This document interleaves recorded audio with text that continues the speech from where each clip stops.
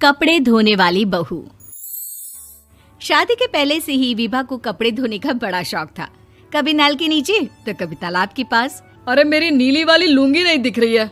विभा की अम्मा, कहाँ रखी है लुंगी? अरे वो तो विभा ने परसों ही धोकर रखी थी आपकी अलमारी में, देखो वहीं होगी। वो ना मैंने आज धो दी, मुझे लगा कि गंदी हो गई होगी। अरे कैसे गंदी हो गई थी? उसे तो मैंने पहना भी नहीं। हे भगवान, इस लड़की के कपड़े धोने की आदत से परेशान हो गया हूँ मैं। जितना तो घर में राशन नहीं आता, उससे कहीं ज्यादा डिटर्जेंट पाउडर का खर्चा है। इसकी शादी करवा दो, शादी जाए अपने घर में ही करे काम, फिर चाहे घर के कपड़े धोने हो या पूरे गांव के। हाँ ठीक बोल रही हूँ, देखता हूँ मैं कोई लड़का। वो दिन भी आ जाता है जब विभा को देखने लड़के वाले आ जाते हैं। लड़की मुझे अच्छी लगी। होने वाली सास कहती है, बेटी अगर कुछ पूछना है तो पूछ लो। वैसे तो हमारी लड़की बहुत ही शर्मीली है, जो बोल दो वो मान लेती है, इसे क्या पूछना होगा। अरे कैसी बात कर रही हो माँ, मुझे इन लोगों के घर रहना है, सवाल तो कई है। हाँ हाँ बेटा, पूछ लो ना, क्या पूछना है।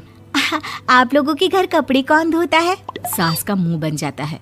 देखो, अगर तुम ये कहना चाहती हो कि तुम्हें कपड़े धोने नहीं आते तो सुन लो, कपड़े मैं ही धोती हूँ, लेकिन तुम्हारे आ जाने के बाद मैं रुमाल तक नहीं धोऊंगी। अरे चुप रहना भाग्यवान, बहू बेचारी घर आई नहीं, उसे डराना शुरू कर दिया। वो क्या है ना बिटिया, अभी तक तो ये कल्लू की माँ ही धोती थी, लेकिन अब तुम्हारे पापा तो दहेज में वॉशिंग मशीन देंगे ही। तभी विभा की माँ बोल पड़ती है, सवाल भी पूछा तो क्या। वैसे भाई साहब, मशीन की तो फिर भी कपड़े धोने की कैपेसिटी होती है, मतलब जो बिटिया दे रहे हैं ना विभा, इसे कपड़े धोने का बहुत शौक है। ये आप लोगों के क्या, आस पड़ोस गांव मोहल्ले सबके कपड़े धो दे और उफ तक ना करे। बाहर देखा नहीं आपने कितने कपड़े सूख रहे हैं, सब हमारी बिटिया ने ही तो धोए हैं। बस भी करो ना माँ, शर्म आ रही इतनी तारीफ सुनकर। और तो और एक दाग निकाल कर दिखाओ तो मान जाओ। हाँ अच्छा, माफ करना बेटा, मैंने गलत समझा। हमें तो रिश्ता बहुत पसंद है। और ऐसे जुड़ जाता है रिश्ता कपड़े धोने का शौक रखने वाली विभा का। उसकी शादी हो जाती है कोयला फैक्ट्री में काम करने वाले कल्लू के साथ। शादी के बाद अचानक विभा चिल्लाती हुई सास के पास आती है। सासू माँ, अरे सासू माँ कहाँ है आप? ये तो धोखा है, धोखा दिया आप लोगों ने मुझे। इसे ससुर के चक्कर के बारे में पता चल गया। अरे तो उसमें तुझे क्यों धोखा मिला है? अरे नल में पानी नहीं आता, कपड़े कैसे कब धुलेंगे? अच्छा, तू पानी नहीं आ रहा उसकी बात कर रही है। तो आपने क्या सोचा? कुछ नहीं। अच्छा, तेरी माँ ने कहा था कि कपड़े धोने का शौक है तुझे, याद आया मुझे। शौक बोलकर कपड़े धोने वाले मेरे जुनून को कम ना आके सासू माँ, कपड़ा धोना मेरा गुरूर है। तभी पति भी वहाँ आ जाता है। अभी मैंने इसे सनी देओल की फिल्म दिखाई है, उसी के डायलॉग मार रही है माँ। अच्छा सुन, साफ बता रही हूँ, पानी सुबह 4 से 6 और शाम को 10 से 12 आता है, समझी? विभा टाइमिंग सुनकर हैरान हो जाती है। ये क्या भूतों का मोहल्ला है? सुबह 4 बजे उठकर कौन कपड़े धोता है? 4 बजे टंकी में पानी जाता है, फिर सारा दिन धोना ना, किसने मना किया?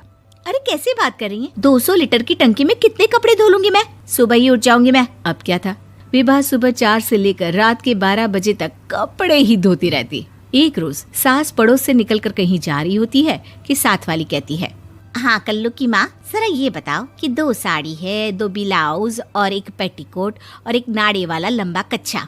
हाँ तो? अरे तो क्या, कितना लोगी धुलाई ये बताओ। धोबन दिख रहे हैं हम क्या? हमारे पति सरकारी नौकरी से अभी रिटायर हुए हैं और बेटा सुपरवाइजर है कोयला फैक्ट्री में। धोबन समझ रखा है हमें। हाय रे कल्लू की अम्मा, माफ कर दो, वो तो मोहल्ले में यही सब बता रहे थे कि तुमने बहू को कपड़ा धुलवाने के काम में लगा दिया है। सास को पड़ोसन की बात सुनकर गुस्सा आ जाता है। वो घर पहुंचती है जहां घर के बाहर ही इतने सारे कपड़े सूख रहे होते हैं जितने कि किसी धोबन के घर पर। अरे ओ कल्लू की दुल्हन, बाहर निकल। माँ जी यहीं आ जाओ, बाथरूम में चादर धो रहे हैं हम। अरे अभी हम धोते हैं, तुमको बाहर निकलो। ये आस पड़ोस वाले बोल रहे हैं कि हम बहू से कपड़े धुलवा कर उसे कपड़ा धोने वाली बना दिए हैं। अरे छोड़ो ना माँ जी, किन लोगों की बातों में आती हो? आस पास के लोगों का तो काम ही होता है कि वो किसी तरह सास बहू को लड़ा दे। बहू सारे घर के कपड़े धोती है, ये क्या कम है? बोलिए। सास को भी लग जाता है कि वो बहू का ये सनकीपन नहीं छुड़वा सकती, इससे अच्छा है कि खुद ही चुप हो जाए। एक रोज सास और बहू मंदिर जाते हैं, जहाँ सास की साड़ी वहाँ खड़ी भीख मांगने वाली से मिलती है। माँ जी क्या बात है, आपकी साड़ी उस भिखारन से कितनी मिल रही है ना? हाँ हाँ देखो तो, दोनों की साड़ी मिल रही है। क्या बात है कल्लू की अम्मा, तुम खुद को तो अफसर की बीवी बताती हो और ऐसी सिंपल सी प्लेन साड़ी पहनकर घूमती हो। सिंपल और प्लेन नहीं है ये साड़ी। तो क्या सोने के धागे से फूल बने हैं? कुछ भी सासू माँ, कुछ भी। हाँ बने थे इस साड़ी में सोने के धागे से फूल। मेरे पति लेकर आए थे मद्रास से स्पेशली मेरे लिए 10,000 की। ताहे भाई साहब इस भिखारन के लिए भी सेम टू सेम साड़ी लेकर आए होंगे 10,000 की। सास उस वक्त तो कुछ नहीं कहती, लेकिन बहू के साथ घर आती है और अलमारी से एल्बम निकाल कर लाती है। ये साड़ी देख रही है, ये वही साड़ी है जिसे मैंने अभी पहना था। इस साड़ी में ये जो चमकदार फूल दिख रहे हैं ना, ये सोने के धागों से काढ़े गए हैं। लेकिन तू लोकल वॉशिंग मशीन ब्रश से घिस घिस कर सारे फूलों को निकाल कर साड़ी प्लेन कर दी।